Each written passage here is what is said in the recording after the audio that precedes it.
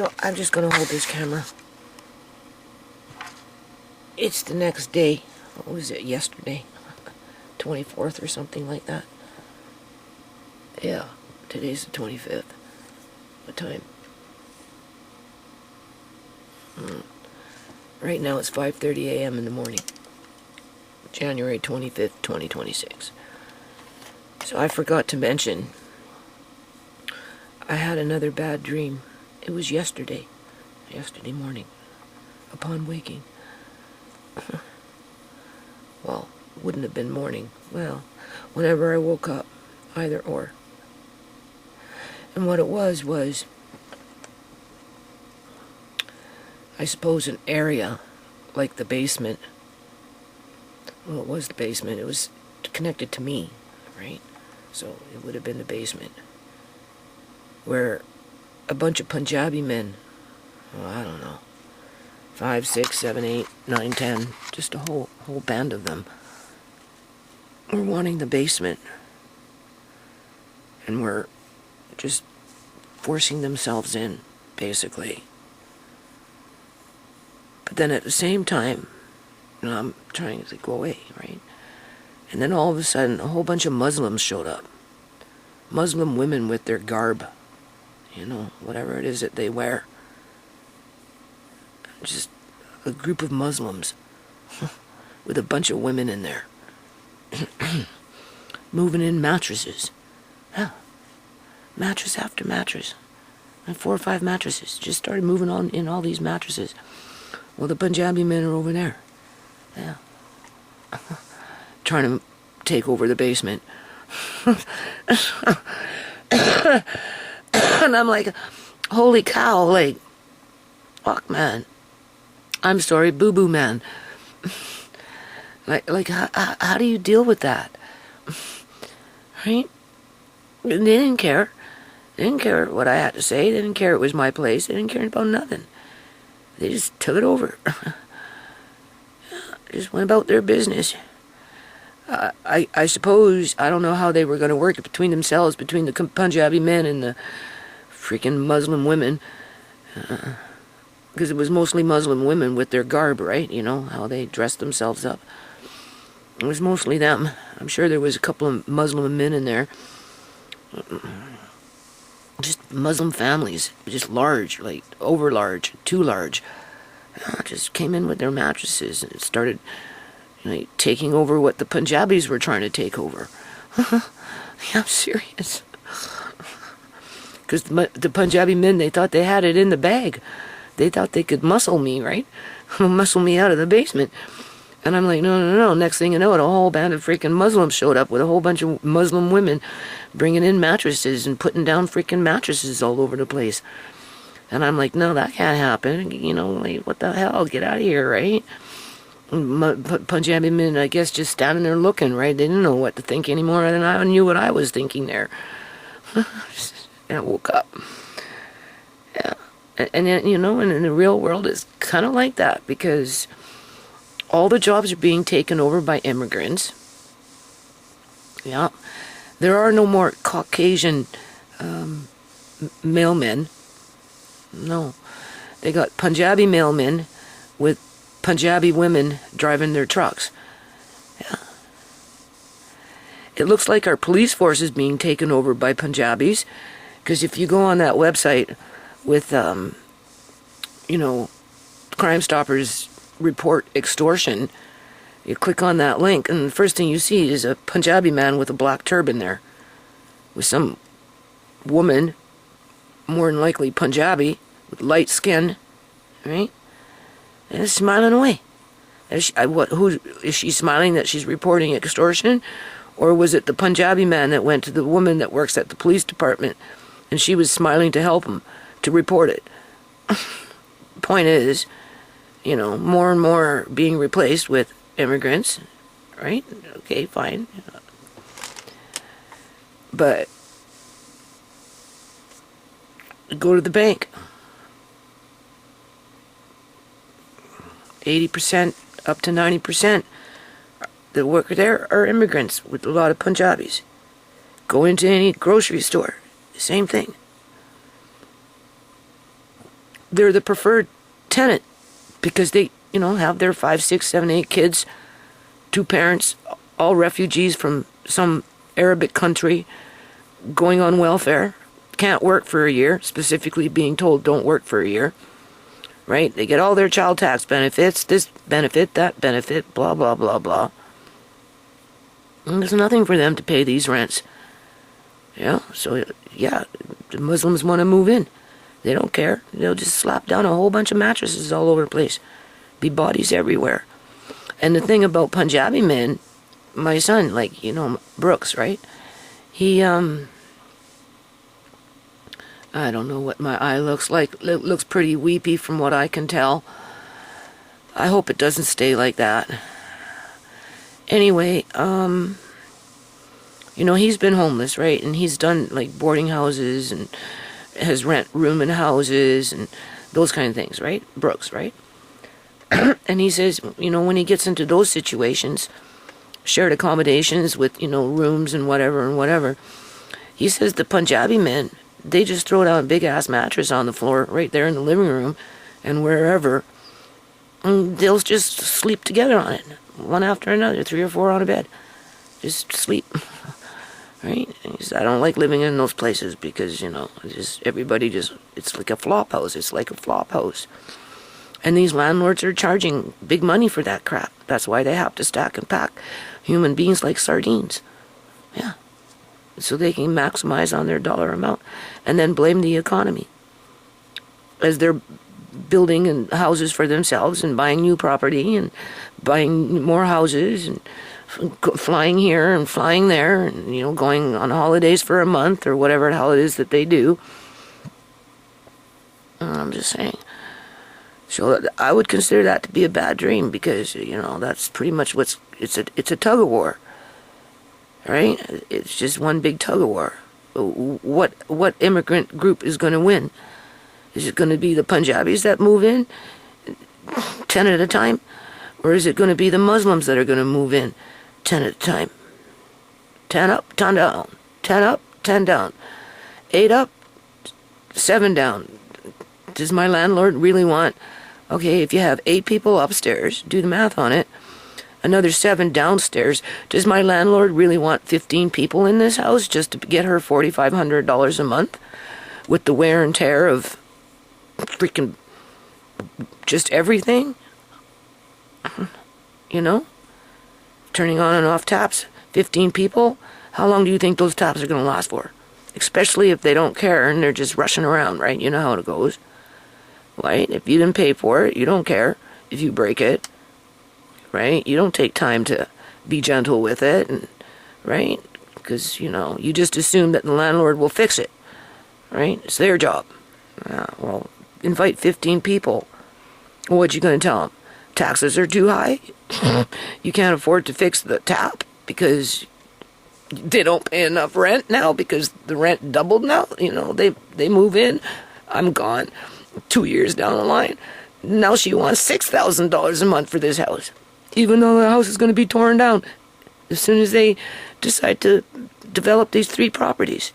All right? You think the rent increase is going to stop at $4,500 a month after I leave? Hell no, not at this rate, because there's too much corruption. And you have to take it to the root, and there's more than one root, right? I mean, obviously. Governments are involved. They allow it to happen. They instigate it to happen. They manipulate the markets and bring in legislation to make it happen. And then, of course, because we're on this genocide with the replacement of the Canadian-born people with the immigrants coming in, that migration replacement program, right? Right? Kick out me and move in the Muslims with their 8 beds. And if it's not them, it's the freaking Punjabis with their 8 beds. And it's not unusual because when I first came over from, in 1994, to Vancouver with Uncle John, and in those days I only had 3 kids, right? And I moved into New West. I stayed in that house for 3 months, whatever it was. Had problems, had mice too. And then I found Wally's house, moved into Wally's house. And before I rented Wally's house, he took me through the house, right? And I'm telling you, in every single room, and that was a 5-bedroom house, okay? Every single room, 2 floors, 2 bathrooms, right? Basically 2 kitchens, right? It was, right? Every single room had a Punjabi man in it. We got into the basement and then, went to, show me the bathroom. He had to knock, open the door, and there was a Punjabi man in there. Like every room, it didn't matter. It didn't matter where it was. Every room had a Punjabi man in it. And Wally, take it now, all right? Right? Stay as long as you want, right? Blah, blah, blah. So, because I can't guarantee that if you leave, it won't be here, right? The same thing Mr. Gill did to me. Take it now, right? Because I can't guarantee that if you walk away and you want it and come back, it's going to be here, so you have to take it now. Well, Wally did that to me too, right? Even with all those Punjabi men from room to room to room to room to room to room to room to room. It was like, I don't know, there's like 12 of them in there. Well, after I moved in, because I took the house, because I knew they were moving out, I say 12, at least 12, because after I moved in, they were getting their GST checks, right? And they were all coming in through the mail. So I'd get like 12 GST checks and 1 family bonus. So there was somebody in there that had kids that was getting federal family allowance in those days, as well as 12 individual GST checks. So yeah, when you're in a situation like that, you throw down a mattress and you've got 3 or 4 people, man beside man beside man beside man, because it was all men in there, sleeping on the same mattress. So, it's not unusual for me to have a dream like that, where the Punjabi men in big-ass group, fighting for the freaking basement so they can throw down their mattresses and sleep, right, and do whatever they do. And if it wasn't them, and the Muslims, they were just pushy, man. They just pushed past the Punjabis, said, to hell with you, get out of the way, we're taking it over. It's our space. And the way they tried to lay claim was laying down mattresses. The Punjabis didn't. They just said, we want it. We're, blah, blah, blah, arguing with me, right? And I'm like, no, this is my space, right? I need it, right? Next thing you know, a whole band of freaking Muslims came in with their mattresses and just started throwing down mattresses downstairs all over the place to lay claim. And the Punjabi men, they're looking at it, and I'm looking at it. I'm like, no, this ain't happening. And then I woke up. Because I was on the verge of a huge argument with freaking Muslims yet. Yeah. And I haven't even dealt with the Punjabis yet. Like, it's so stressful. This house is so freaking stressful, man. And then somebody steals the carpet. Like, what the hell? I don't know. Like, that just seems kind of... Mark Kane said, it's winter. It's really cold outside, blah, blah, blah. Somebody making a den. And it could be some random person that's, homeless around here. It's not unusual from time to time to have that shit happen. Last year, somebody was going from yard to yard to yard, picking this, picking that, making his little piles, and running off with this. And Mark Kane, caught him because he came into our garage and started doing the same damn shit. And then Mark Kane chased him around in the neighborhood, right, and managed to talk to other neighbors. And they were having the same problem with this dude going from house to house to house, scooping up on this and scooping up on that, so he could go make himself some sort of makeshift shelter, I suppose, and anyway, we got back a few things, but, but it's just, I don't know, like, they come into my garage and they stole that carpet. I was thinking, I was glad it was freezing outside. I thought maybe let it freeze, right? And then I was going to bring it in a couple of pieces. I was going to spray them down with some peppermint oil and tea tree oil with water to kill off any, whatever. I was going to scrub, whatever. I was going to try and, restore them a bit, right? And maybe use them inside somewhere. I can't even do that no more. They're gone. They're gone. The bigger pieces are gone. Like, it's stupid. So freaking stupid. You know, I want to do something with you know, I don't want to say the community, but, or even my so-called friends, because it's not like I can trust most of these people, because I can't, because, you know, I've been around one or two or three, and I've, you know, let them come to my house, help me in the yard or whatever. You know, a couple times I brought two people in and whatever, and, you know, like, I've been around a lot of thieves over the years, and every thief has their method of madness, right? You know, every thief has their reasoning and as to why they justify what they do, and it doesn't matter, you know what I'm saying? And just like, you know, the potato thing with the onion, like, it's going to be so hard to let that girl come back into my house under quote-unquote program development. Oh, yeah, because it's in her nature, you know? Like, every time she came, can I have this? Okay, I'll tell you, right? Because I'm looking for help, right? And so I thought I'd give this girl a chance, right? And so I had her come over. I was going to pay her to help me clean a little bit, right? Because, you know, organize or whatever, right? And talking about the basement, how it's coming available, and, you know, maybe set up a sewing room, and I don't know, blah, blah, blah, blah, blah, blah, blah. All right, so she comes, and I just introduce her to Andre and Amari, right? I let her look around and kind of say, like, you know, start, you know, whatever, just keep, right? She said, yeah. So, but as soon as she came in, I told her to take off her shoes, right? But if she's going to come around more often, she needs inside shoes. And so she looking on the floor, right? And she, oh, like, you know, like those? Can I, you know, all right? Try those, wear those. And they were my running shoes, right? So I pick them up and I'm looking at them, right? And, I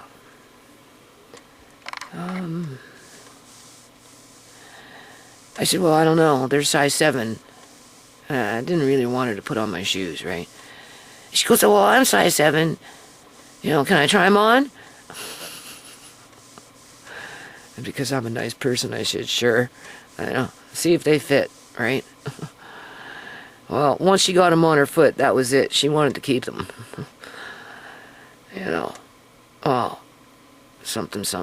Anyway, she was going to do laundry, but something happened and she had to run out the door, so she ran out the door with my shoes on. And I already knew by that point, like, I couldn't ask for them back. I just couldn't. So there, you got a pair of shoes, right? That was the second time, but the first time she came, you know, I had, from back in the day when Sierra, you know, was with her addiction, I had a couple of Narcan kits up high on a bookshelf. And the first time I brought her, I introduced her to kids. I said, this is where, you know, I live, and, you know, I you know, do you think you can maybe help me tidy up with a few things here and there? Just, I'll pay you, you know, I'm building in, you know, safety nets, whatever, right? Just testing the waters, right? And as we were leaving, she noticed a roll of paper towel, right? You know, can I have this? I said, well, oh, you know, I suppose, what's it for, right? Oh, you know, I need it for washroom. I said, well, would you prefer toilet paper?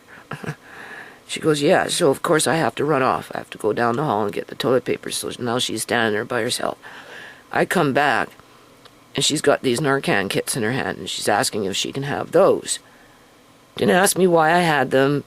Didn't ask me if I needed them or anything. She just said, oh, I noticed you got, can I have these? And I'm like, well, you know what those are, right? Those are Narcan kits. She goes, yeah, I know.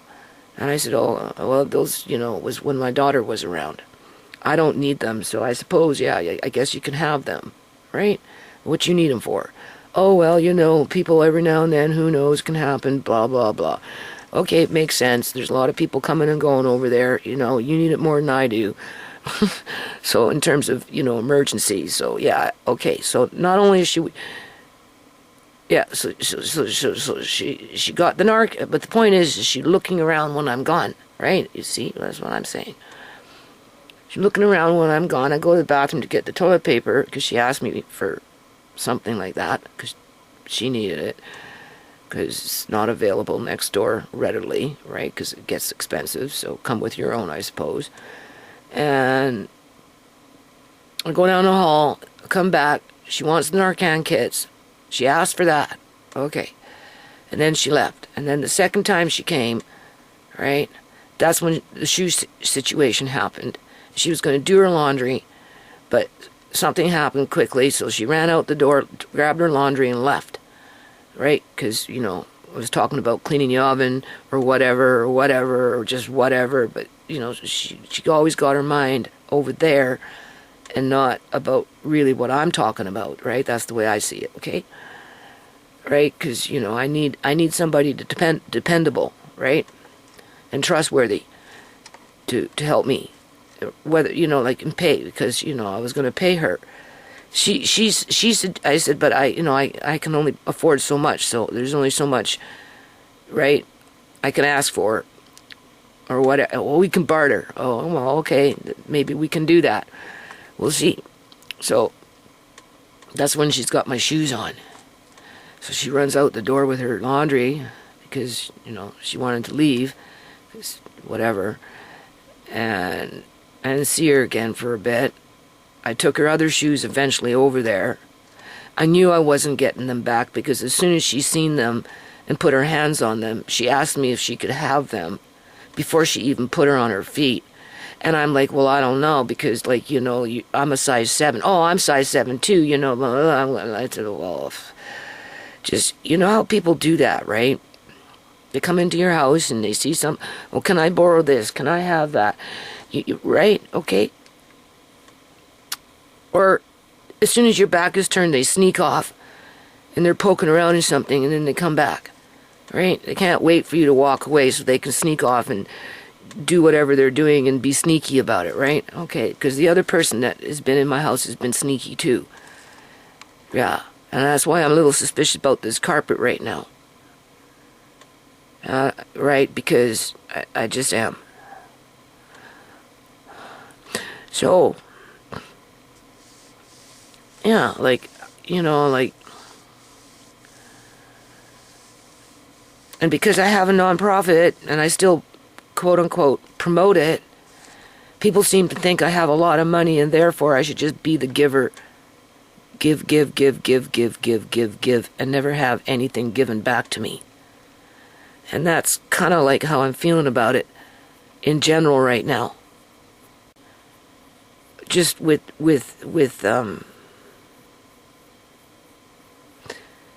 the way people are coming into my life and trying to be sneaky about certain things, but, they're not as sneaky as they think they are.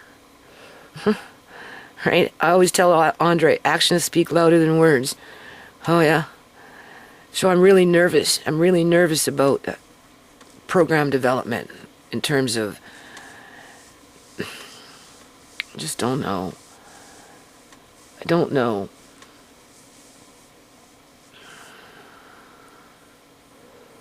I know James has a problem with thieving, people thieving over there next door. Right? And of course, a thief does it in secret. So, right? Otherwise, they wouldn't be labeled as a thief. So, whatever problems he got, if I'm not careful, mine will multiply over here, and I haven't even started yet. Right? Because I'm not trying to be nobody's counselor here and give them therapy for their addictions to whatever those addictions are. And thieving is like an addiction because it's a high, right? They get high off of it. They feel empowered. Right? It makes them feel empowered with their lives, one way or another. And it caps those dopamines with the rush of getting away with it. in the head for a little while, right? So it's multifaceted, you know. And then, of course, if they feel that they're shortchanged in life and they got to steal in order to compensate for that, they're going to do it. And then, you know, that old saying, once a thief, always a thief. And that's pretty much true. So I'm struggling with that. As I'm battling with phantom Muslims with their mattresses. And they had a whole bunch. Yeah.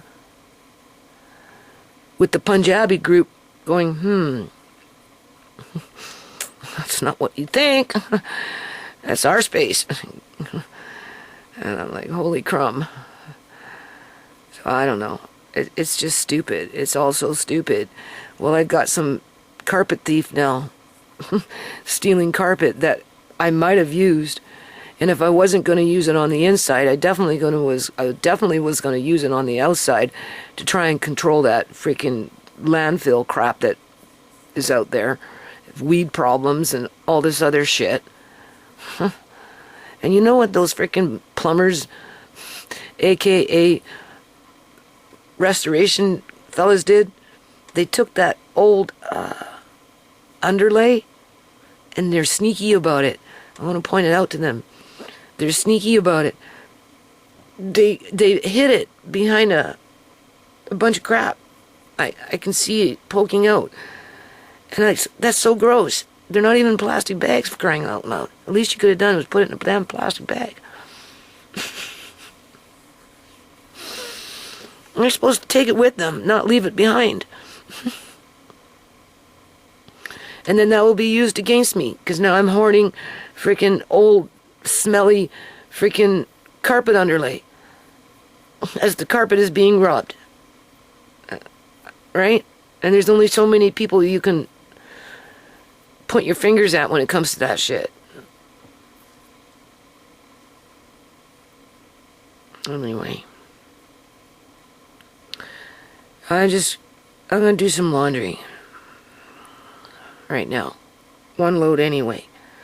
I have to keep up with that. And I'm going to try and get back downstairs, at least for a little bit tomorrow. Well, sorry, today. At least for a little bit today, but just really sorry. Because I'm bending and I'm straining and I'm lifting. And I'm wiping. And I'm dragging. Yeah. But this is what I mean. I wanted to pay somebody to help me to do that. With patience that could actually focus. And not expect $20 an hour for that stupid crap. Right? Because, you know, it's funny how poor people that barely work, if they work, when you ask them to do something and you're willing to pay them $10, $15 an hour, it's still not enough.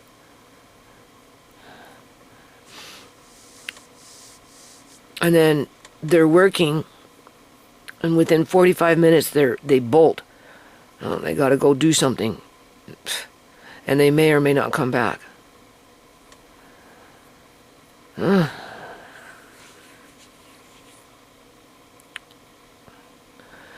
But I feel like this, in a kind of weird kind of way. You know how they say Santa Claus had a misfit crew to build toys for children, right? Misfit crew.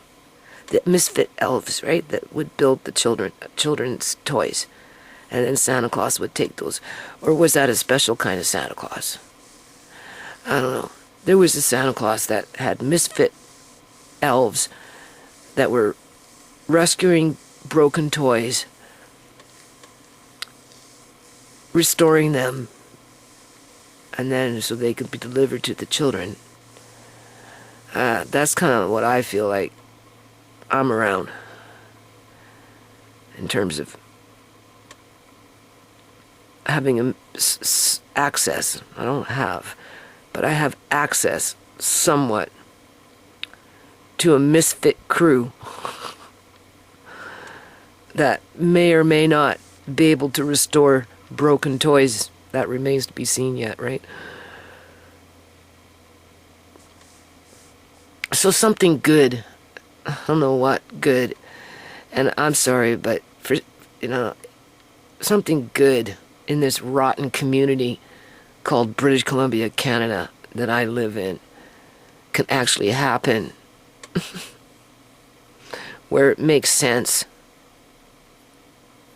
and it feels good, versus being bum rushed by a bunch of Punjabi men, if it isn't by a bunch of freaking Muslims with their mattresses. Because I don't see nothing good coming out of that situation. Like, between the groups. If you had to choose between a bunch of Punjabi men trying to muscle the way into your house so they can take over the basement, basically anywhere from 5 to 10 of them, maybe, who knows, depending on where they come from and why they're here. But they're stacking and packing like sardines, right? So they can save their money and buy their first house, I suppose, or whatever it is that they do and why they do it.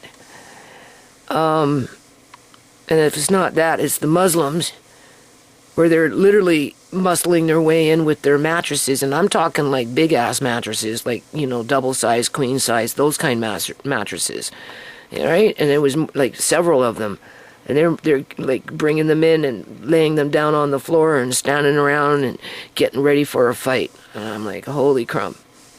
It could be that crew, or how about a misfit crew that you can't necessarily communicate with very well at this point, and even when you try, their bad character traits are peeking through because,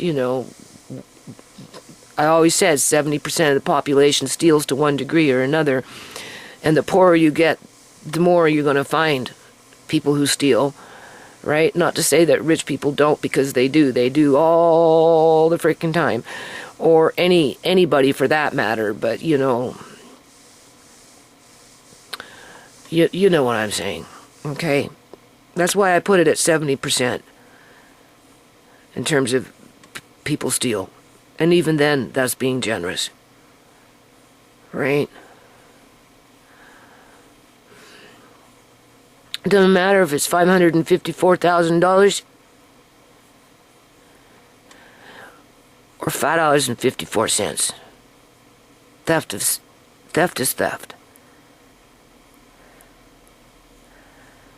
So,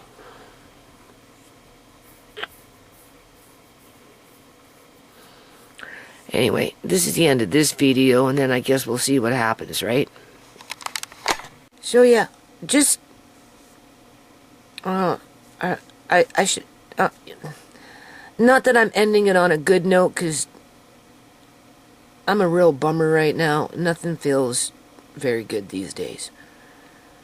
I mean, so much of it is pending on my landlords and their family, right? Because, it's a group. You're dealing with a group.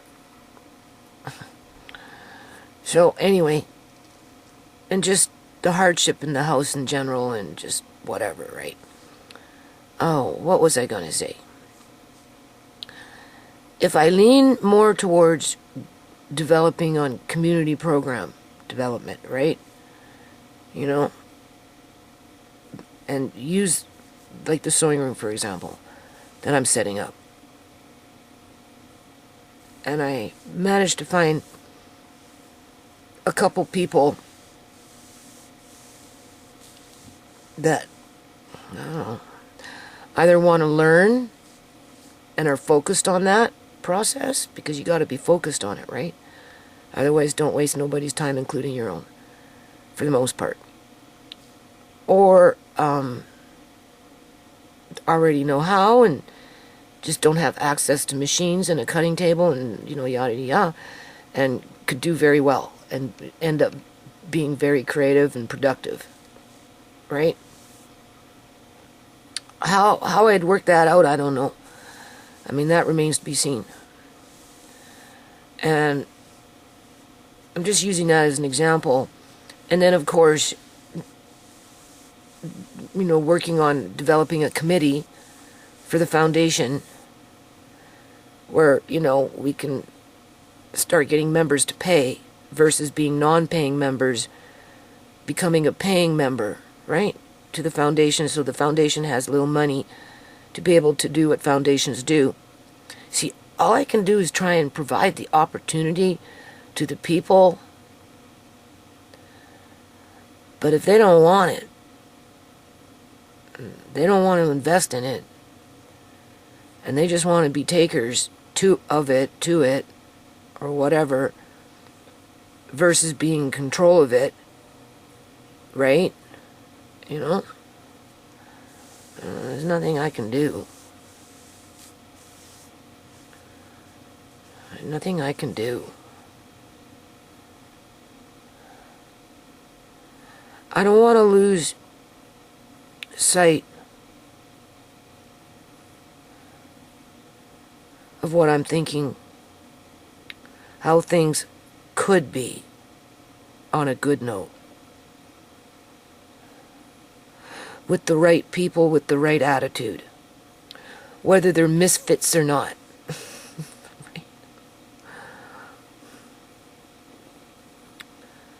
Everybody's a misfit to one degree or another in this day and age. So,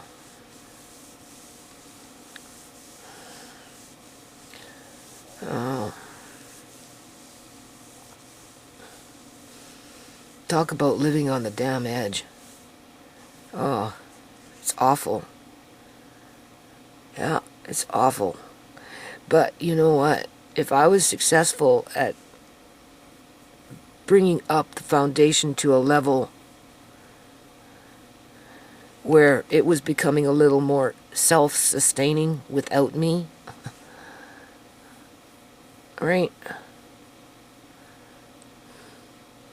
And it can continue to help other people and continue to grow with the right people, and, you know, it will never become like UNICEF or World Vision or a nonprofit like that, but it could do something at some point for somebody in the future, as well as eventually employ people, right? Because you'd need employees to properly manage it to one degree or another. But the ones that are in control with the economy and participate in manufacturing poverty, so that, you know, there's that underclass that are controlled and never really rise above what oppresses them. That's always right next to the common denominator. So you've got a common denominator over here where, you know, by law and by human right, you have a right by law and a human right to grow, to excel, to develop, to prosper, to multiply in terms of whatever, right? And be a part of the solution, right? But then the other part of the common denominator is there's always somebody, where's my hand? There's always, so we got that, right, where you have the right to do these things, right? And if you work hard enough, you should be able to do it. But then on the other part, if you were to split that common denominator in half, over here are those naysayers and lobbyists.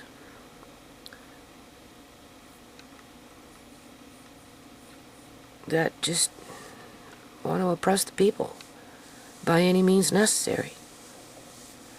Yeah, and make it so hard for them to get anywhere in life. Never mind get ahead and continue to get ahead.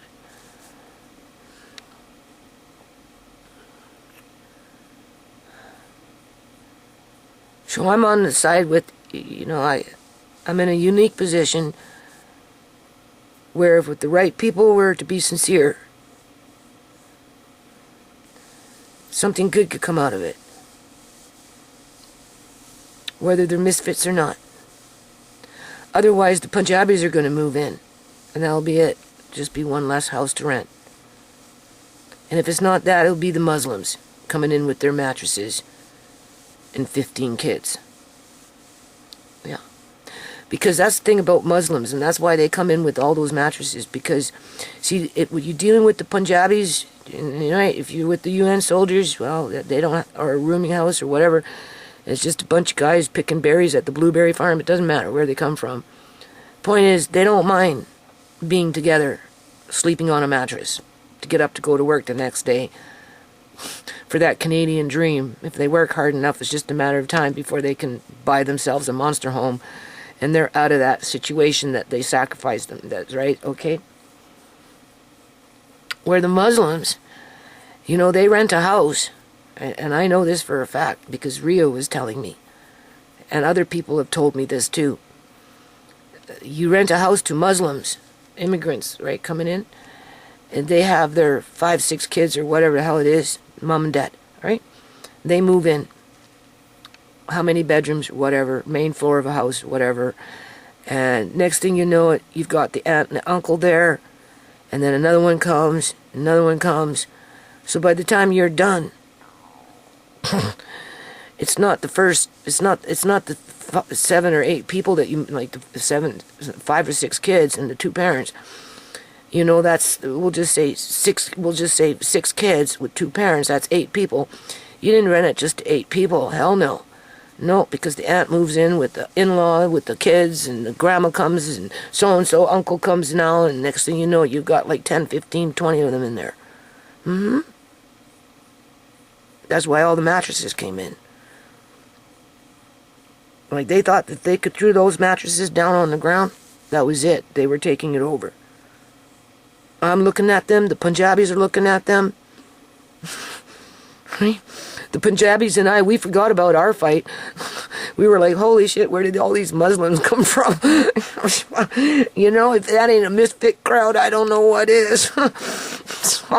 So, if you had to choose between the misfits, which one would you choose? At least with the ones that I'm thinking to work with, we've got kind of a mission on mind here. I just have to get them to focus and calm down. You know what I mean?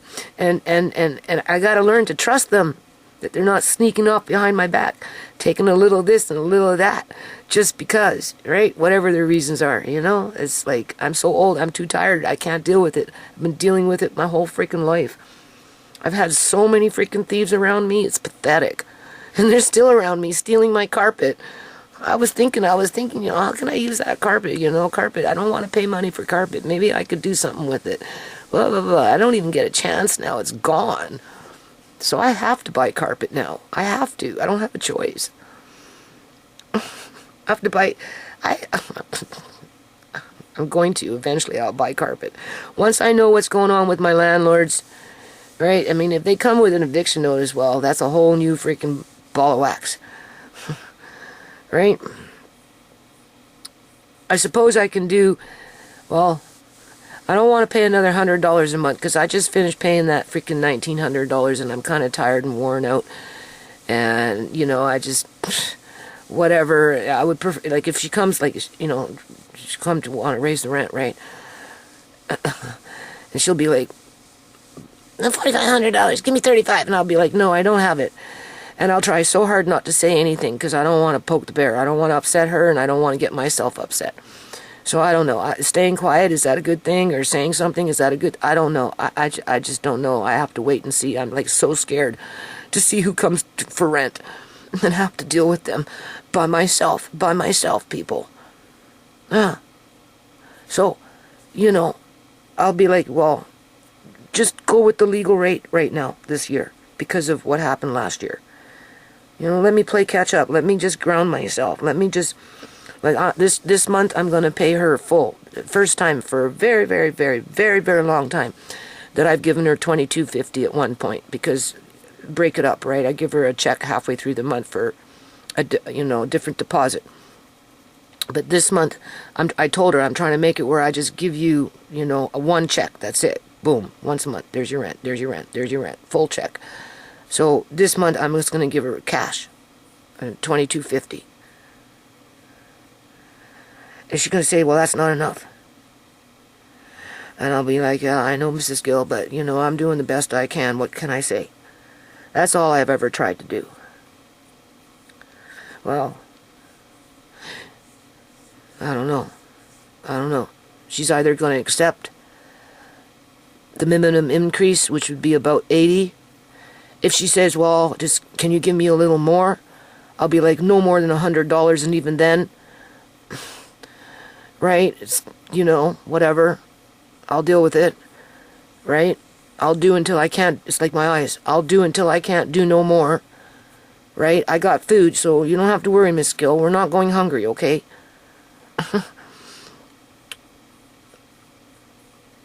If she accepts it, then great. I can build on program development and anything else that I'm trying to do right now. If she wants to fight against it and make my life miserable and everybody else in my life miserable, feel insecure and all this stupid crap, you know, well, I guess I'll be talking about that on videos. The ramifications around that. I can't pay an extra 500, 300, 400, 200. I'll do 100, no more than 100, and even then, because it's what that is squeezing me out little by little by little by little, right? Yeah. Because my income doesn't go up, right? The only reason I'm doing okay a little bit right now is because I'm getting child support. But that child support's going to be running out pretty soon. Yeah, it's coming to the end of it.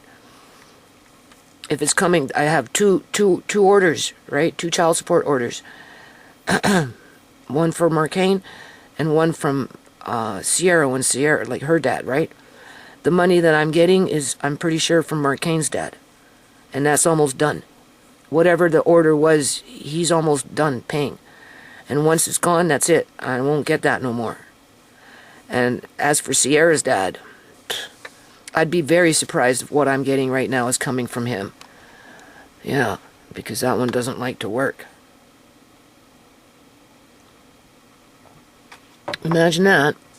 Sierra died at age 32, and that was in 2020.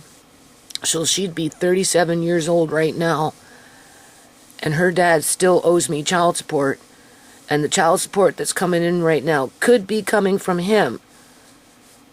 But yeah, no, the only reason I have that little floater right now is because of child support. Right? But once it's gone, whoosh, the income drops, and then what? Well, I don't have to worry about food. Right? I just don't. So I'm okay. That's not my problem. My problem are Muslims wanting to take over the house with their 8 mattresses, or how many that they were trying to bring in. I just know it was a whole whack of them. They came in as a flock. Literally, they came in as a flock. With the Punjabi men all standing around together as a group, trying to be diplomatic with me, arguing about the basement. But we got, both of us, we got blindsided. And all of a sudden the Muslims came in. Fucking just started laying down mattresses, acting like it was, talk about squatters. They were acting like squatters right in front of our face. I woke up. So, oh, that's too funny. But would you consider that to be a good dream? Well, I didn't see that as a good dream. I figured that was a bad dream. Yeah.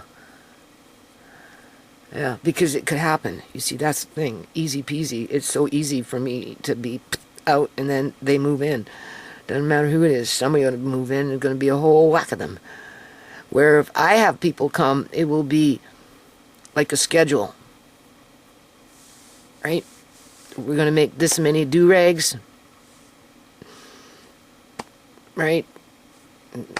See how long it takes to make them. Once they get good at sewing, they could make a lot of them. And being that there are people over there that are misfits in that crowd that are business people and run businesses and know about business and all that crap, it is possible. It's possible for them to take it to the next level and then take those do-rags or whatever it is that we're making, because this is just the learning center that I've got. After a while, it's going to have to be replenished, but I'm not replenishing it. If they like it, they will learn to replenish it. That's where they have to learn to set up and treat it like a business and make it work for them, because I'm only around for a little while, and once the product runs out, that's it. I don't plan on replacing it, unless of course the committee, if I'm successful at putting a committee together, right, wants to order X amount of fabric to make more do-rags because all the other ones sold. Well, that would be independent of me, because that's what the foundation is for. You should be able to draw on that money in the foundation to buy the fabric, to do whatever it is that you're going to do to make more do-rags, to make more money, which has nothing to do with me. And then by that point, you know, maybe what, you know, I always tell James, you know, you need like a little community center. That's really what we need. But that's expensive. And, you know, I put the feelers out for, like, asking for a community grant or something. Like, we need grant writers, right? Somebody that knows how to, or at least wants to learn how to write grants, so that I can put them in front of the government, you know, whether it's the city or the provincial government, because you can get provincial grants and you can get municipal grants for program development to run community programs, right? That's where my mind is at. So I can't lose focus of it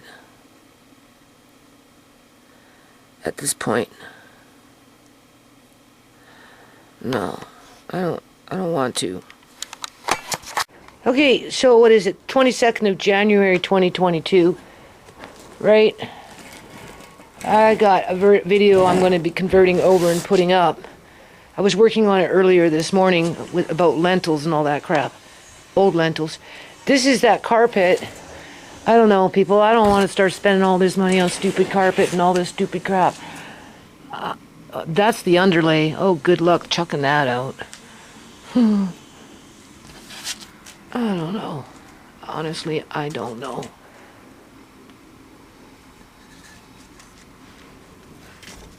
I don't know. Okay, so we're going inside anyway for a minute. We're going to go to the bedroom. Tisha's room, aka the business room, which might end up becoming more Andre's man cave for a little while.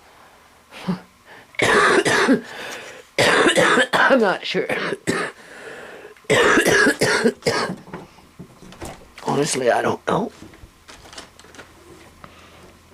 They're not here today. They got into the LCE. Here's LCE. She doesn't look the same.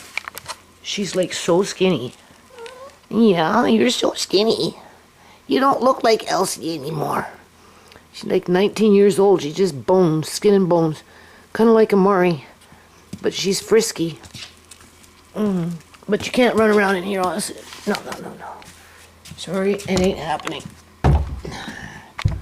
Just stay in there. All right.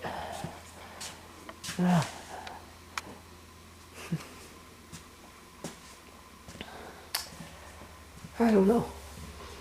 They painted the walls so I can smell the paint. Because they're getting ready to evict me.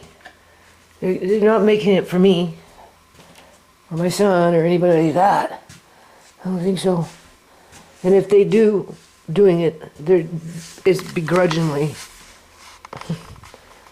Right. When I first moved in, these walls used to be brown. A god-awful brown. Eventually, what is that called?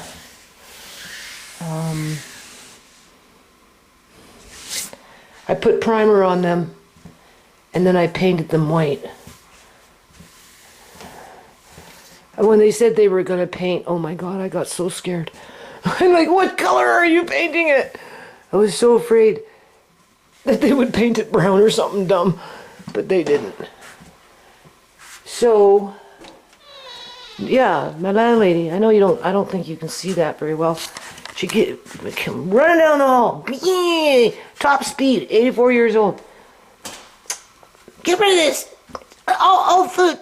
And I'm like, what are you talking about? This is my food. I'm not throwing out my food. Oh, well, it's old. And she grabs a can.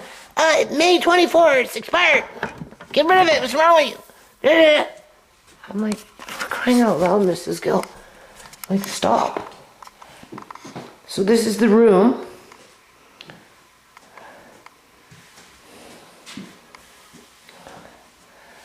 Now, a few years back, I don't know how many years, I probably mentioned it in one of my videos.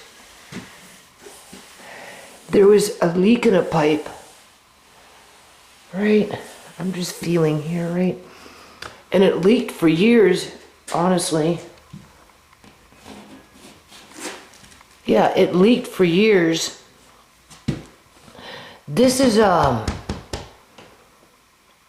don't know if they put this here or it was here already.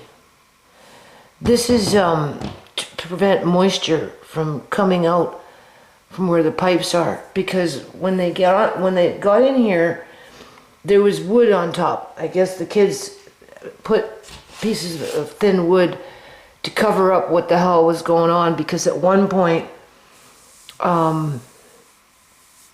this is a moisture barrier when it comes to walls. It's flush. They're gonna paint over it. I can feel it, right? And it's to prevent the drywall from molding, right? So anyway, it happened because of a pipe upstairs. I think it was in my bathroom. It was leaking, and the holes were in such a weird spot. And I guess nobody knew about it for years. And eventually I figured it out, and the plumber came, and yeah, they're just priming the wall. That's what they're doing. They're letting everything dry before they come and sand it, and then they're gonna paint it. That's what's going on here, because I can feel the putty, right? So, all right. House is getting old. This house is 62 years old. Yeah. So anyway, they had to change a little bit there, right?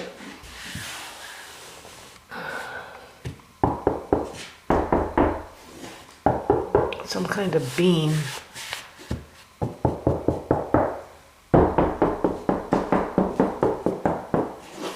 Anyway. So yeah, that's probably why they didn't come back today. Because they're just letting this all dry, because I can feel it all over the place. So then they're going to come in, and I guess they're going to sand it and paint it. And then, I don't know. Andre wants Marquin's room because it's bigger than this room. But I told Andre, it's not like you're going to be sleeping in the room and doing whatever it is you think you're going to be doing. Because, you know, I got shit I have to sort out. I think there's only one plug in this room. Just one. I'm not sure. It's right here. Yeah. Oh, wait. What's this? What is that? What is that? No, that was a telephone or something. I don't know what that is. Maybe a telephone? There's the plug. I think there's only one plug in here. Oh. How's these floors?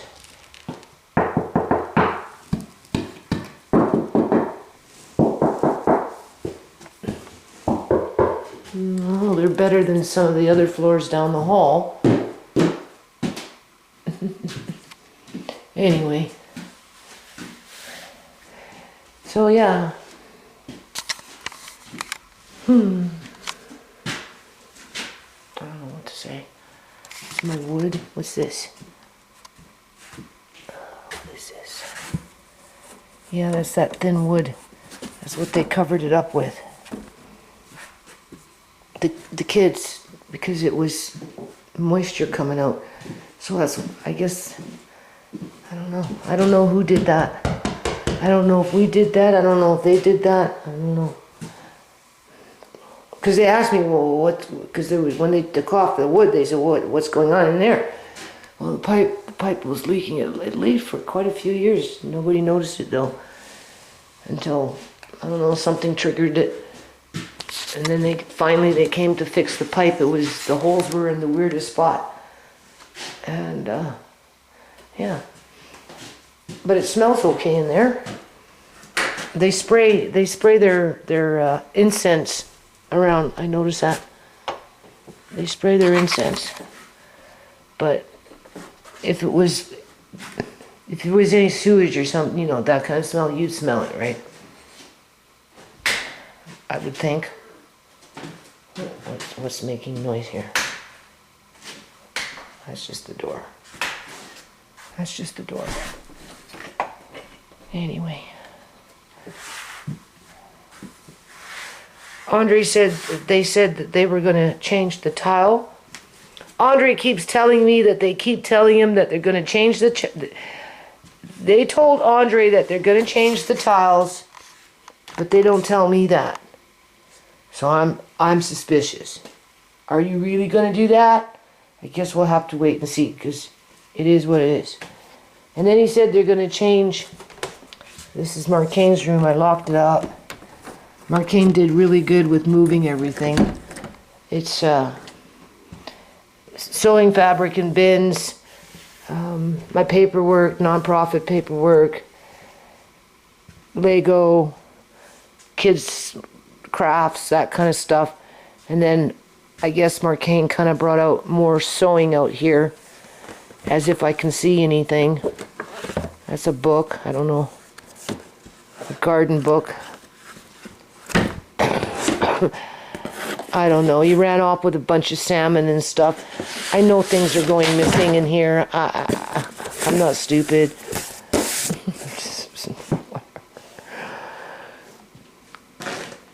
Either or. I can't really see right now. That's the problem. And I can't bend. I can't, yeah, like, I don't know. I can't bend.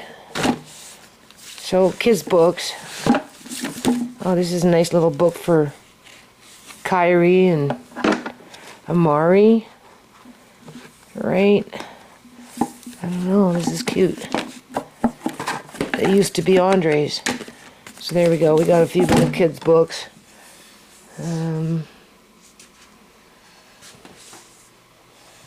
Yeah, it's really difficult for me to see. Everything's just blending together, and so I don't know. I asked Tisha to come and help me a little bit.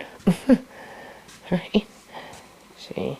So this corner over here is basically going to be set up for sewing and sorting out, measuring fabric, and probably selling it, right, as much as I can, where I can, when I can. What's this? I don't know. It's a bell. A silver bell. A couple of bells. So, probably to about here, or whatever. And then Marcane gave Andre a desk. So, I'm going to leave it out here so that he can be monitored with it in terms of, there's a desk, go do your schoolwork. Right? I'm going to put an old Windows 7 on it so that he can use the old CDs that I have. And I'll set up a little printer to it. Because Marcane said start a business.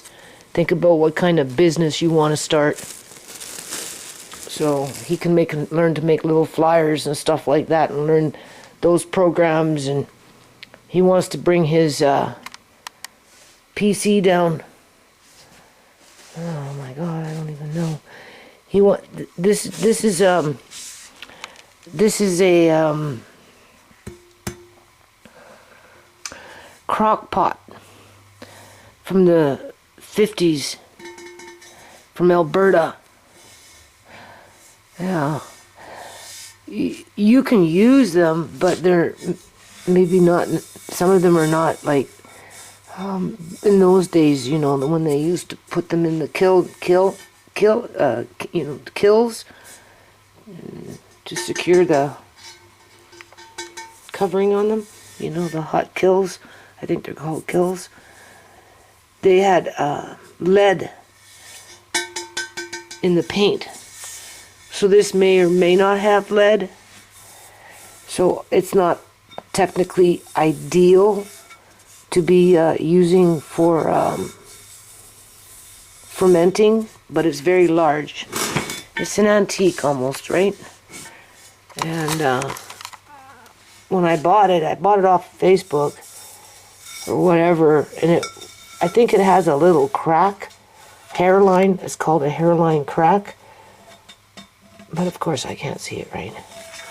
And what you would do in a situation like that, if you wanted to quote unquote use it, is put beeswax in it to fill up it. And you could still use it if you wanted to, right? So, I might put that online and try and sell that. Right? Get my money back. That's an antique table. Now I bought a couple tables from James and some chairs on wheels for the sewing end of things or whatever, but I don't know. I figure what I'll do is obviously I have a sewing table over there. I'll probably use one of the tables from James because they're longer, but I might have to bring it up. I was thinking of bringing my table from upstairs down and using that because it has an extra leaf, and then I can run like 5 meters. Well, no, I don't know. I wouldn't be able to run 5 meters of fabric on it, but I could probably do 4, which would be really nice. I don't know. I still might do it because, but then I'm not sewing 5 meters at a time anymore. But it's when you're, running bolts of fabric or, you're measuring and all this stuff. It's nice to have a nice, really long table, right? I used to have long, and I'd do 5 meters at a time. What a nightmare. Not a freaking nightmare. Oh my God. And then I figured I'd just have another table somewhere else with the things like I don't want and start selling. So that when people come, if they want to buy, they just look on the table, start, just that table there, whatever it is. Because I have upstairs the original Pyrex casserole dishes. Those kind of things. I have a beautiful glass bowl. It's huge, really thick. If my kids don't want it, then we'll sell it. And in a situation like that, I just put everything on a table, advertise, whatever. People want same thing with books, right? I'd like to hear, for example, on this wall. I think this is still recording. I'd put a bookshelf here, and then it would be nothing but math books, say for example. For as many math books as I have. And I got a fair amount of them. Because, I've been a homeschool mom for over 40 years. Right? So, that would be math. And then there would be science. And whatever. Or just whatever. And then, of course, a table in here with some chairs in the kitchen. So... I used to sew. What a joke.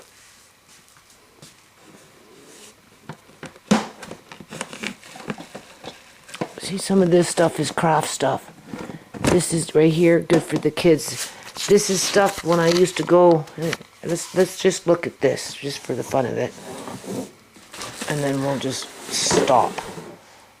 Because there's no point in carrying on with it. See, I'm not good. This is pathetic because I'm at my weakest point in all my life. I recuperated faster when I gave birth than this eye surgery. That's for sure. I was sewing for Shimei. When I was pregnant with Shimei, I was sewing I had orders with the girls, the dancers. It was a Friday night. I went upstairs. I went to the bar, and I walked up the stairs, up at the old Dell, went to the dancers' room, did whatever, right? Came home. That was Friday night, right? And then by, what is it called? Midnight, my water broke. And by 2 o'clock in the morning, 3 o'clock in the morning, Saturday morning, Shimei was born. That fast, within 2-3 hours from the time my water broke. And then she was my 4th baby, right? She was my 4th baby. So I bled really heavy. And they didn't want to release me from the hospital because I was bleeding a lot. Like a lot. So I don't know. I was there for 2 days or something. 2.5 days. And I just wanted to get home. So finally they let me go. And I came home. And guess what I did? I went downstairs and I started sewing. Uncle John sat in a recliner that I had down there, and the kids were upstairs after they settled down, and he'd hold Shimei, newborn, because I had those orders with those girls, right? I had to finish those orders. Yeah. I had to finish those orders. And I did. I was sewing up a storm, finished my orders, went back to the bar the following week, followed up with the girls. The ones that had to go to a different club came and picked up their order. The ones that were still working there got their order. This is when I used to do community work. Right? And I was at a Gateway place at the courtyard with those 40 kids. And I'd bring this out and we'd play musical instruments in the courtyard. So of course this is down here for my grandkids now, right?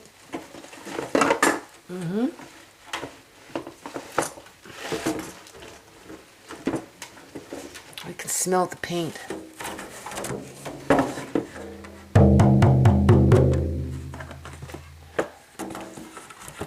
This is the stuff that gets me into trouble.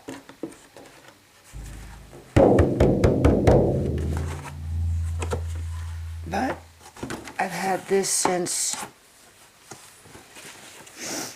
2007. Look how nice they are.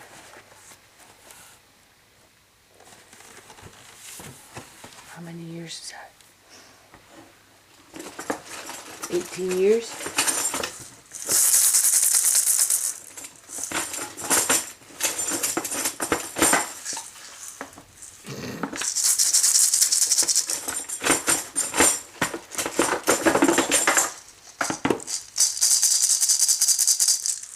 This one's nice.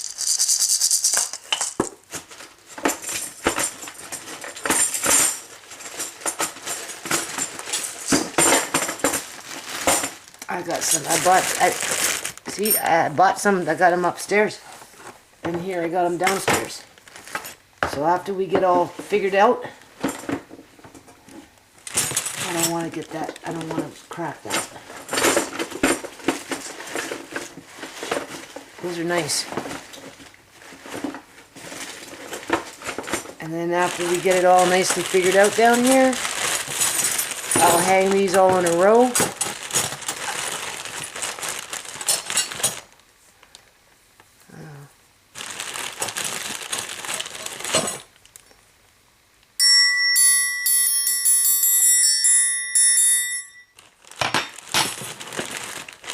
And I've got some upstairs. I bought them for the kids,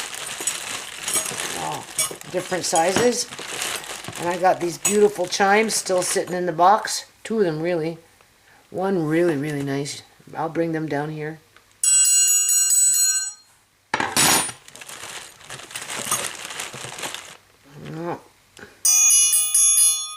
Did lots of community stuff.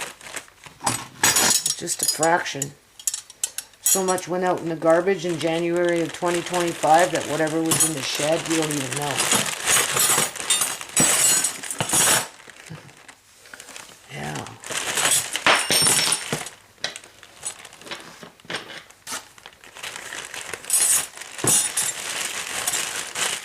What else is in here?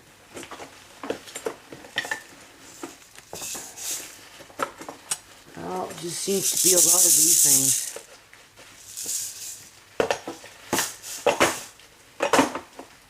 Could have been raided. Who knows? I wouldn't be surprised.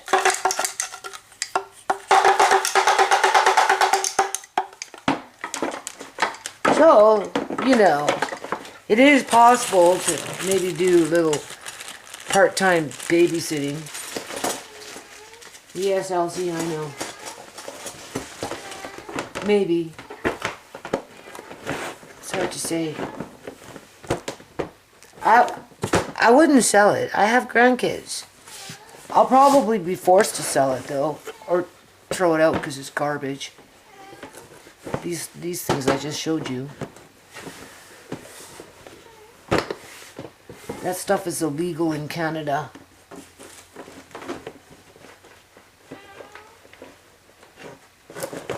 These days. It's a privilege to own these things. It's not a right. It's a privilege.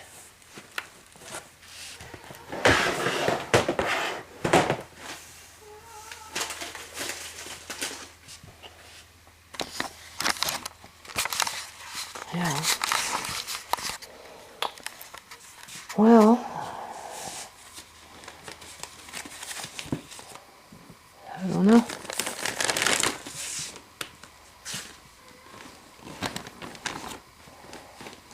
Sleepy sheep. I bought those sheep.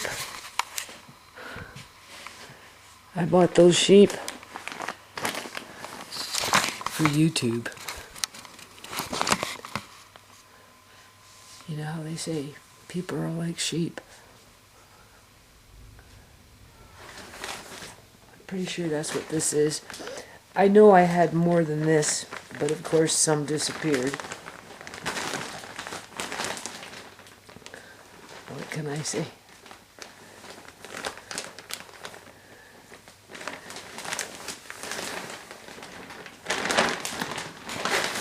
People are like sheep. Where is it? There we go. Yeah, see? It smells good.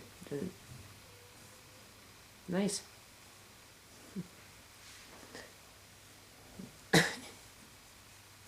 I'll leave it down here for the kids.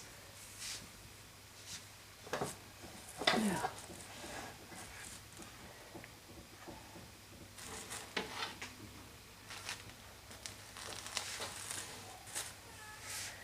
Well, 6 to 8 weeks for this to heal. And the way I feel, I hope it does heal. Because I'm getting kind of scared. Yeah, in terms of the way it feels and what it's been doing. And I think when people have these things, I mean, yeah, they have glaucoma, but they probably still have a fair amount of octave nerves. I don't know if you can see me, because everything's just going all blurry on me now. That's what happens. It's just everything gets all blurry, so I don't know. I don't even know. Anyway, I think what happens is they normally have this surgery where they can have, you know, full spectrum with eyesight in terms of color, and they can actually see, right? See, this eye, I don't see anything, very little. Just a little bit off to the left. This is the one that they're trying to save so that I have some kind of eyesight, right? And, but I think when people get this tube, they probably have eyesight in both eyes to one degree or another, where they actually see color and You know, like you would normally see, like you see yourself right now, right? So even though one eye is out of commission, this one should be working, but for me it doesn't work. So that's what makes it harder for me, right? Because everything's all about basically one eye. There's those, how about we end it on this? Here, let's bring this out. I don't know.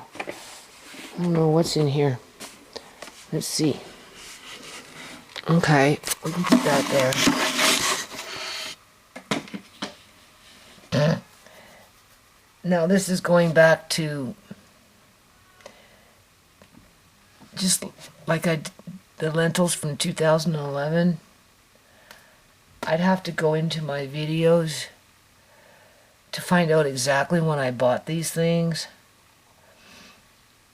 But before I got into Mylar bags and, you know, 44 pounds of wheat and 44 pounds of that and 25 pounds of this and blah, blah, blah, in terms of my quote-unquote prepper days, I bought them, oh my God, in a pre-packaged bucket. You can still buy these buckets, eh? I paid something like 90 bucks for it. And it's supposed to be good for 25 years. I don't know. I haven't opened them. I don't even remember when I bought them. I just know it was one of the first things that I bought when it came to wheat. And I have oats in here as well. I thought I had pinto beans, but again, you know, I've gotten rated here and there. This, I've seen it said wheat, so this is a bucket of wheat, probably 25, 30 pounds of it anyway. Alright, something like that maybe. Would have costed me around 90 bucks. It would be interesting to see what they sell them at now, but that's another day for another video. Yeah. What is this? This is some kind of shop vac. This is their shop vac. Oh my God. I'm pretty sure that belongs to them.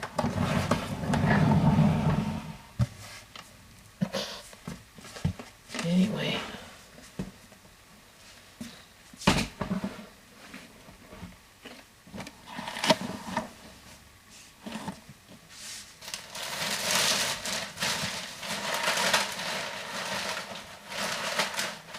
I think that's garbage. Okay. Well, and I have to set out mouse poison crap everywhere. Yeah. Okay, so it's January 24th of 2026. I'm down here by myself. So I'm gonna see if I can plug this. I'm starting in this corner. I went next door. I asked James, you know, right, Muggsy, whoever, to come and help me, and they got their ideas about what I should do and how I should do it. And anyway, I'm going to start, so hold on. Okay, first thing, very dry and warm down here. When you turn on the heat, all the heat comes downstairs for whatever strange reason. And then you freeze upstairs. You have to run the heat for quite a while just to warm up the upstairs. And by that time, you're baking down here. But you know what? With whatever they've been doing with the painting, the sanding, the laying of these floors, my nose is running like a sieve. So, I'm just picking away at it here. Yeah, just a little bit. I have to wash everything because of the mice, right? And my son ragging on me, giving me a hard time about it, as if it's all my fault. Anyway, he asked me what I was doing, right? Because I told him I didn't want to stress him out. So I had James, right, from next door, another fellow come by, right? And, to move the wall units and stuff, and so I can work around it. So they came, they're looking, they're saying, oh no, you need, as soon as that small room's done, just stuff everything back in there. Well, not stuff, but move it back in there. And I'm like, oh, that's not what I'm trying to do here. So I gotta, and before I do that, I'd want to wipe everything down, and right, so I gotta wipe everything down, like all the bins, all of it. Like, it's not a fucking joke, man. So anyway, I cleared out this little corner. I'm just sweeping the floor right now. I have to buy another mop, right? Because you know we'll be trying to be washing these things by hand, take forever. And you need a special kind of mop for these, so they dry within 5 minutes after mopping them, right? These type of floors. Carpet, well, I can't really afford it right now, so I'm just gonna hold out and work around it. I'm gonna just, it's gonna take a while to wash everything, sort shit out, do whatever. Be hollering and screamed at for this, and hollering and screamed at for that, and Elsie died. Oh yes. So I was gonna call this video, I'm downstairs with 4 ghosts, eh? I mean, they're upstairs too, right? But you definitely, And it turned out Elsie died this morning. She got her claw somehow caught on the furnace. She was hanging there with her claw like this. Marcane was going to put her to sleep in about a week from now because she's like 19 years old and just skin and bones and, blah, blah, blah. And I said, no, I guess not. She wanted to die in the house with everybody else in the house. She wanted to stick with the family. She here in spirit. So I'm down here with 5 spirits, right? Auntie Joan, you can say Uncle John, Shimei, Sierra, and now Elsie. Yeah. So, I'm not alone. I feel like I'm alone, but in terms of another human around me and the physical sense, but whatever. So my goal is this little table here. I'm just going to move this stuff this way, okay? And then I'll take everything off that table. I'm going to wipe down that table, right? And then I'll put things back on that table after I wipe them off. Yeah, that's what I'm going to do right now. Okay, now I know you can see better than me. My eyes getting into that snow globe mode because I'm bending and lifting and twisting and all this stupid shit. You see these dressmaking forms? That's 2 of them. This one's actually on its legs there. Despite everything, it's holding up. It just needs to be adjusted, right? In terms of, And that one's like really for a really tiny little girl, if you want to make it tiny. And, I used to run 3 of them, eh? At least, where am I? At least 3 dressmaking forms. Sometimes 4. Yeah, I'd make 3 to 4 costumes at one time. Boom, boom, boom.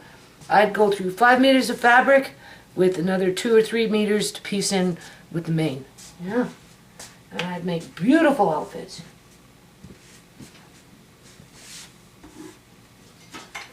But for whatever reason, I don't know. Okay, so I just want to get this table over here and open it up so I have a little place just to do something with for now. There's more that I want to say, but I'm trying to stay focused on what I'm doing here, right? So yeah, we already got a pissing contest going on in this little sewing room over here, sewing area that I'm setting up. Assuming that I don't get ran out of this house, okay? Because, I'm not out of the woods there yet, right? Apparently James, who is the board director to the foundation, right? He, I had a pot here with water. Here we go.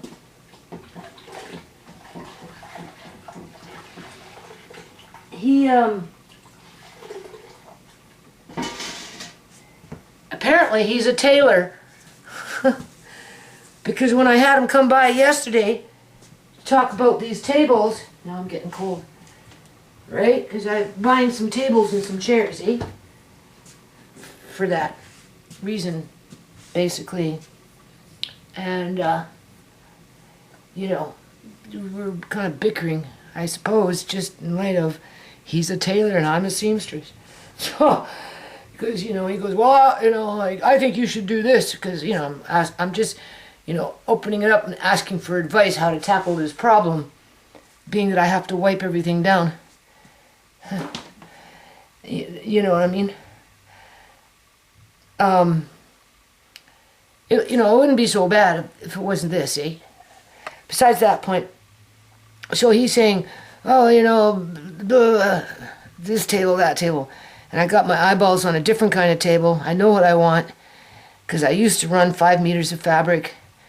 And, you know, I'd like to bring the table from upstairs down, but at this point, I'm not going to do that. Maybe in the future I might, because that one I can put an extra leaf in, and I probably could get at least a good. Oh, it's nice. It's long, but you know.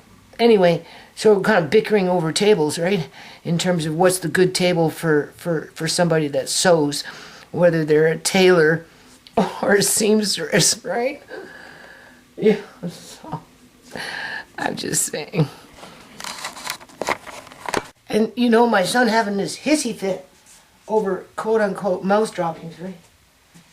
You know, don't have Andre help you clean because, you know, it's toxic in there. And I'm like, I didn't plan on having him down here wiping shit down. But at the end of the day, you know, you are 34 years old. And I have cleaned up after rodents long before you were even born.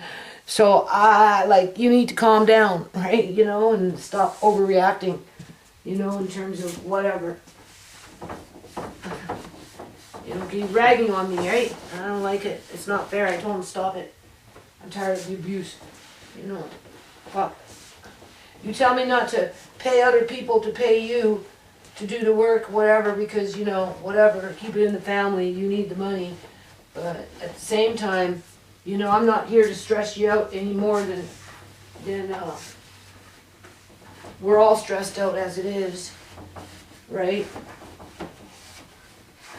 So, I don't know how things are going to work out outside of when I went back to James' place today to, you know, just touch base or whatever. There was somebody I wanted to talk to over there, you know, set some boundaries, right? You know what I'm saying? And, I noticed they started pulling out the table that I got my eyeballs on. We're over there. Yeah. What's in here? I don't know. Patterns. That's good. Now, I don't know if I'll leave the patterns out here in the sewing area or if I'll put them in a room. Because if I got people coming to the house sewing or whatever, I'll set up a computer here. Where am I? I'll set up a computer. Well, Andre gets his computer desk. And then I've got quite a few Windows 7s, plus I got the XP. And I've got, you know, old operating system, like old software, right? For this, that, and everything. And, you know, depending on what happens, it would be nice if, you know, somebody can start doing some non-profit books or whatever, and, or maybe I'll just set it up for Kyrie and little AMA and Andre. And then every now and then Andre can bring down his PC if he wants. So I will probably have Andre's desk in here. It was Marquin's. He left it for Andre. It's quite large, so it's going to take up a fair amount of space. But it will give Andre just, you know, a little space for him to be able to do his schoolwork and just, I don't know. We'll see. Okay, so I'm assuming that's plugged in. Oh my God, my eye is just wigging. This here, which I can't really see right now, was Andre's. And then after Amari was born, we ended up using it for Amari, and I keep it. Marcane might want to use it. It's a nice one, so I'm not throwing it out. You know, if Tisha has another baby or something, right?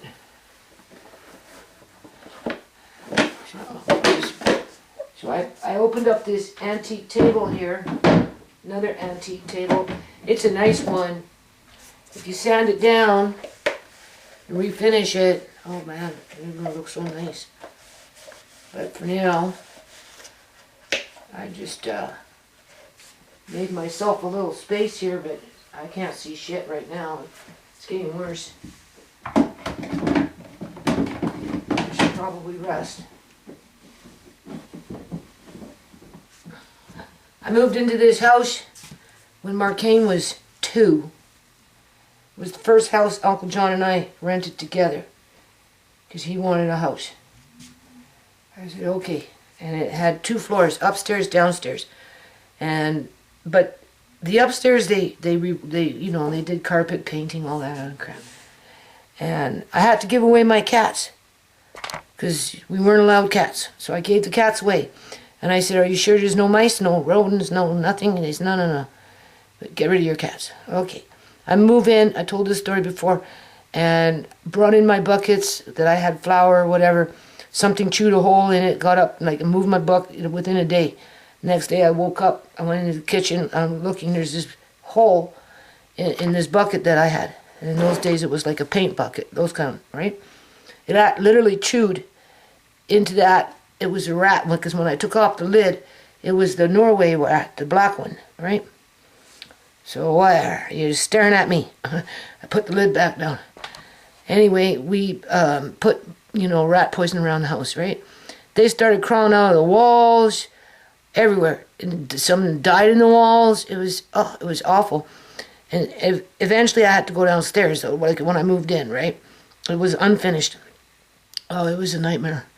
It was a freaking nightmare. It took me a whole year to gut that place and clean it. It was full of mold up in the rafters. Obviously, the house was infested with rats, so I came into contact with a lot of rat shit.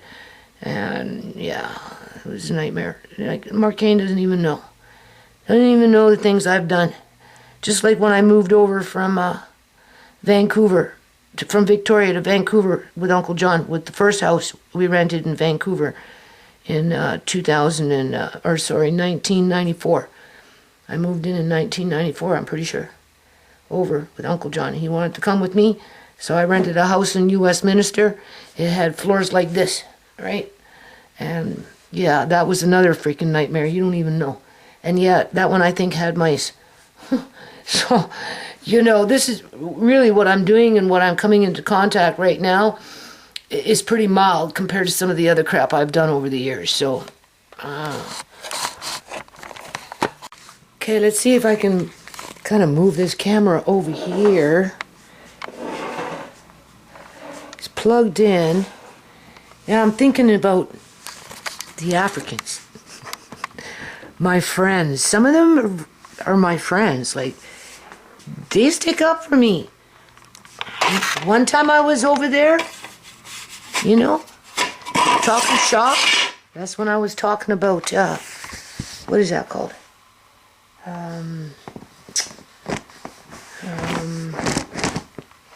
Maybe I can put it here. Put it down on the floor. That's when I was talking about, I went over there to talk about, what is it? The cooking class. Remember I mentioned that? Yeah. I don't know what's going on here. And, this wants to turn. It's because the cord is hanging, that's why. And, anyway, I got attacked. I got attacked by some native woman, I don't know. I didn't know the girl from Adam. She just showed up, and apparently it was her birthday. Remember I was talking about that birthday cake thing? Making that unbirthday cake down here and then taking it over and just giving it to some random person just because, just to, you know, spread goodwill and all that crap. And, you know, I was there the other night talking to them, right? And Mr. Desert, Kalahari, he's a businessman. Yeah, I'm telling him, right, you know, when I get more organized, come on, you gotta help me, you're the business guy. Anyway, he said, I heard about what happened to you, you know, with that woman freaking attacking me like 2 times, 3 times. And the last time she had a rock and a sock and fucking swung it at me, hit me on my shoulder. She grabbed my arm at one point and wouldn't let go, and everybody's struggling to take her away from me. I don't know what the hell was wrong with that girl. Anyway, he was telling me, you know, like, if I would have been there that night, oh boy, you know, blah, blah, blah, blah. But Muggsy was there, you know, obviously. You know, I don't think James was there. He was running around doing something else. But Muggsy was there. Moses was there. There was a few other people that were there. So they were up on it real freaking quick, right? And, like, you know, my son, I told him, like, you know, I brought James by and I brought Tony by, right? Because, you know, I want to get on with it. And I know you're busy and, you know, and it's right. And so, you know, it's whatever, right? So you know, no, Africans. Well, Jesus Christ, man, you beat me up. You accused me of not having any friends. There we go. You accused me of not having any friends because I basically was looking after my family all these years when I wasn't working on the nonprofit, which was a community family, right? To one degree or another. And, you know, I'm a kind of a solitary kind of person anyway, right? Right, you know? So I don't need a lot of people around me in order, you know, I don't like a lot of drama and, you know, just whatever. So the point is, you know, I told him, like, he goes, the Africans came over? I said, yeah, James, he's board director. Right? You know, and yeah, you know, we're talking, whatever, right? To figure out what the hell, you know, I can do it down here, right? And, you know, and it's like, it just bugs me, like, you know, even Andre, I said, you know, he's, because I don't have a lot of people around me, right? And now that a few more people are coming around me, you know, he feeling whatever, right? Insecure, that's what it is, right? And I said, well, what would happen if Nana got herself a boyfriend or something like that, Andre? What would you do? Oh, no, I don't want you to have a boyfriend. No. He doesn't want to share. He doesn't want to share me. That's my son. And my son doesn't want to share me either. But he'll be real quick to throw it in my face that I have no friends. But you watch and see. If my landlord just, I don't want to say do the right thing, but yeah, basically, I mean, she wants to get down and dirty. That family wants to get down and dirty because it's not just one, it's all of them. It's like Mr. Gill says, you sit around the table, there's 12 of us, and there's only meat that sticks up for you, Judy. Yeah, okay. So what does that say? I got 11 gangstalkers from your family wanting me to get out of this house because I don't keep up with what, quote unquote, fair market value, even though it's completely corrupt and it's lopsided and it only benefits those with, you know, in terms of that upper wealth cap or whatever you want to call it. I don't know. Anyway, you know, like, I have friends, they care about me. When you got people saying, you know, coming up and saying, hey, I heard about what happened to you. Man, I wish I would have been there because I would have been on it like a hot potato. I'm like, yeah, well, thanks. I do appreciate that because whatever happened that night, I didn't deserve it. I didn't do a damn thing.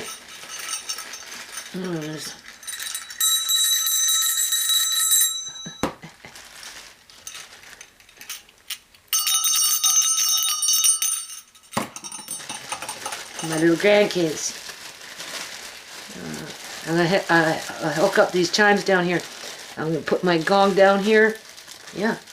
And I'll probably bring down that old TV. Isn't that beautiful? I can't see it very well, but I can feel it, and it's well made. Very well made, really. Seems nice. And probably bring down the electric drums, if I can fit them in here.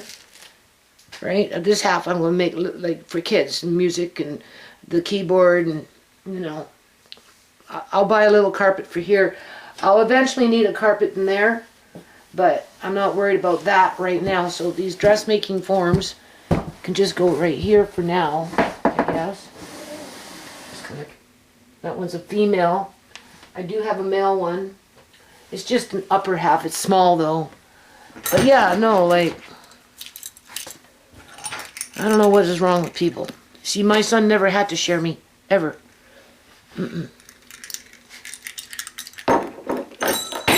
Oops. He had Uncle John, but that was Uncle John, right? And Tisha's dad I didn't stick around with. Right? And by the time I had Tisha, that was it. I didn't want any more kids. And I just hunkered down and was there for my kids. And I'm still there for my kids. Yeah, and they don't want to share me after all these years. And then accuse me I have no friends. And then I have friends and they cut me up for it. Because it's not the right kind of friend. Yeah, okay, what the hell do you know? So I'm just trying to... What's in here? This is where my eyes hurt. See, a lot of craft stuff, eh? No, craft stuff. You know, this is craft stuff. I can tell this is kids stuff. It won't stay here. But for now, it can stay. I'm just wiping down the bins and everything. Right? And, I mean, I'd like Alea May and Kyrie and Andre to use it. You know? I bought stuff to make dream catchers with, in terms of, like, you know, to make 10 of them, but not make them, but just put the ring in the bag and, you know, take a bit of this and a bit of that, put it all in a bag, and maybe I'll sell it like that. Make your own, right? Do it yourself. Parts are all there. You know, to try it out, because I want Andre to learn how to have a little business, right? So, you know, some of this craft stuff can be used for that. Plus, I've got craft stuff upstairs that's going to come down. Yeah. I have to let these dry before I can stack and pack them on top of each other. I wanted the guys to help me move the couch over there so I can get this table in here. And I need to wrap my head around something, right? And I want to wrap it around the sewing because I won't be doing that much sewing. But I don't see why other people can't sew. I don't know how it's going to work. I really don't. Now, this is just another craft thing. We'll just wipe that down. Where's the rag? Of course, I can't see it, and I lost it. Oh, joy. Because everything's snow globe right now, right? Because I'm bending and moving and twisting. And so it's all done by feel. All right. I had these covered up with a blanket. And, I mean, they're okay.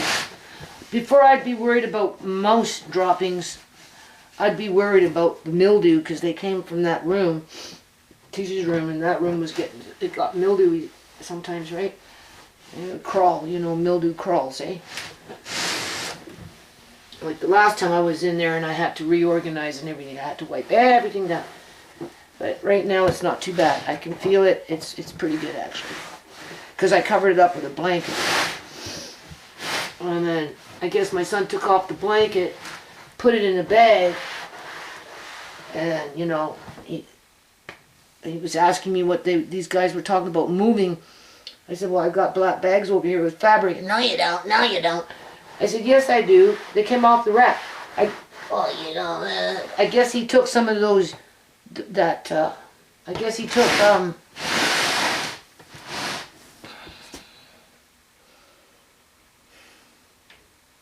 he took the blankets off the bins, and then he threw the blankets into a bag, and he wants to throw them out.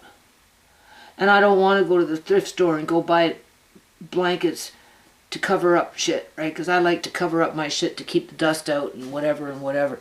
It's called a wash machine. You don't just wash it.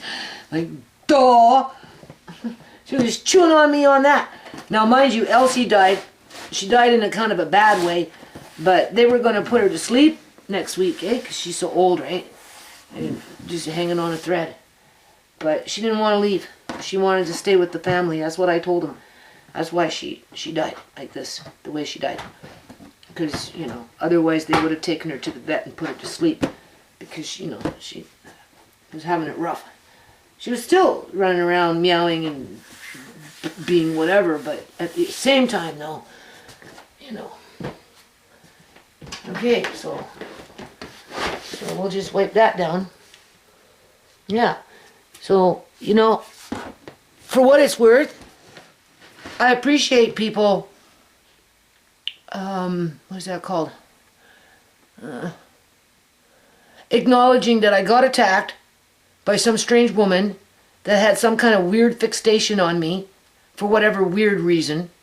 She not only attacked me once, she, you know, 3 times she approached me. And the last time she got me on the shoulder with a rock that was in a sock. Okay, what does that tell you? Right? And everybody jumped up and, you know, had to deal with her, right? And that just came out of nowhere. And for somebody to come 2 months later, or a month later, because I haven't seen him, right? And then tell me that he heard about that story. And he wished that he would have been there that night, because he, you know, he would have been up on it too, right? Because there was several people that were up on it. You know, that makes me feel good. Because that is a friend, you know, right? For whatever, you know, for what it's worth, right? I spent 14 years in this yard, people, and I have no time for freaking friends. I was too busy trying to fucking make a home for my family and keep my landlord happy with their yard and just whatever. And if I didn't do the yard, it was, you know, it's just even to this day, it's still being used against me. Like, what the hell? Anyway, okay, so I'm just going to keep doing, so yeah, I'm just wiping on the outside. You can see what's going on here. Just taking a boo. This is mostly craft stuff. I don't know what I'm going to do with it yet. I have grandkids. I've got another one coming. I don't think it's right that I'm forced to be having to sell it because I'm being ran out of my country. Basically, I don't care what anybody says, right? You know what I'm saying? I'm sorry, I'm not an immigrant family with 7 kids coming in off the boat with this federal subsidy and that federal subsidy where I'm getting 6, 7, 8 grand a month so I can move into some house, some old bungalow that's going to be tore down anyway and pay $4,500 until I get kicked out.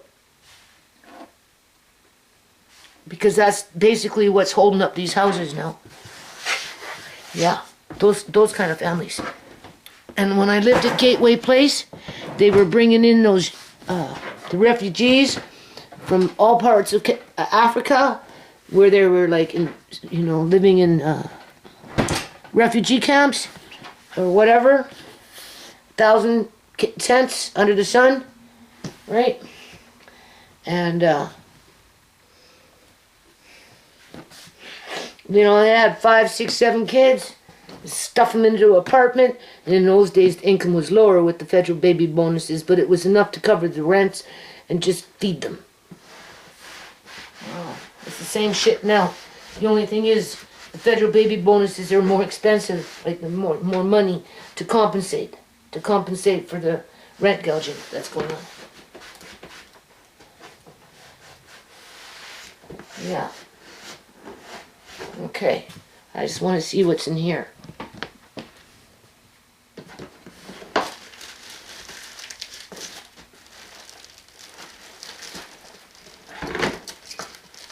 More craft stuff. Pipe cleaners and stuff. Dude, where am I? Is that still recording? What's going on? That, yeah, see? Look at that. Do you know how expensive this stuff is? So expensive. You don't even know. Yeah. Hold on. Okay, so what? Am I not allowed to have crutches? Considering I've had so many people in my life? For somebody that has no friends? Right? You know what I'm saying? Where's the other ones? There's a few of them here. Right? There's a set right there. Okay? Adjustable. I guess you can adjust the height on it or something. Right? I'm not allowed to have that? That's garbage? Is that what that is? Right? Here's one for a bigger person. 2 of them. Yeah. So that's 2 sets right there that I can feel at this point. So I'm going to go put them in Mark Kane's room. Right? Somebody still might need those things yet. Okay, you could probably see better than me. I didn't get in there, but I did a lot. So much so that my eye really bothered me. Yeah. So, wipe things down, move things around, right? Putting stuff in Mark Kane's room. Just, yeah. I don't know if I'm going to make it down tomorrow because my eye, right?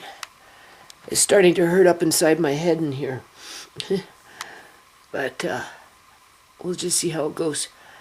And it got getting real blurry now. Now it's getting blurry and not going away. So I put in, I don't know, maybe 4 or 5 hours. That's a lot. I lifted it actually quite a bit.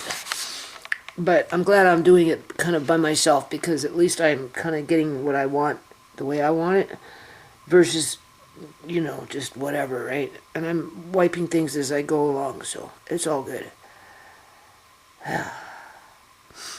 So, I don't know, maybe I'll just leave this and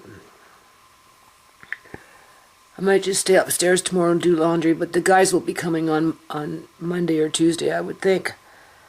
I have an eye appointment coming up to see if it's okay, right? I don't know if I can do 2 days in a row. No. It's going in and out, and really it hurts. Did I hurt my eye? Does it look like I hurt my eye? I can't see nothing. It's all white for me. Andre said the redness is going away, but I don't know. Maybe I made it more red. He'll let me know. Now I got somebody out here stealing fucking carpet, man. Like, this fucking house is so fucking stupid, man. It's such a stupid fucking neighborhood, man. They're stealing carpet. Like, what the hell? Look at this. Gone. Oh, Jesus Christ.